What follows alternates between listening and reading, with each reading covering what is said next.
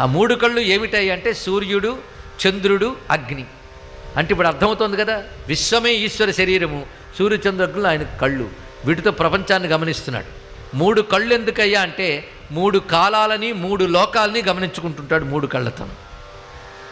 అంతేకాదు ఆ మూడు కళ్ళు మనకు కావాల్సినవే, అగ్ని, సూర్య, చంద్ర. ఈ ముగ్గురులో ఎవరు కావాలి మనకి? మూడు కావాలి, లేకపోతే కాలం నడవదు, బ్రతుకు నడవదు. ఇది రహస్యమైన అంశం అండి. ఇక్కడ మూడు కళ్ళతో చూస్తున్నాడైనా, మూడు కళ్ళతో మూడు రకాలుగా చూస్తాడట.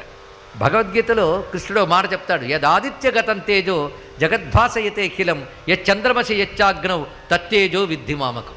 సూర్యుడిలో, చంద్రుడిలో, అగ్నిలో ఏ తేజస్సుందో అది నా తేజస్సే అని తెలుసుకో అని చెప్పాడు ఇక్కడ.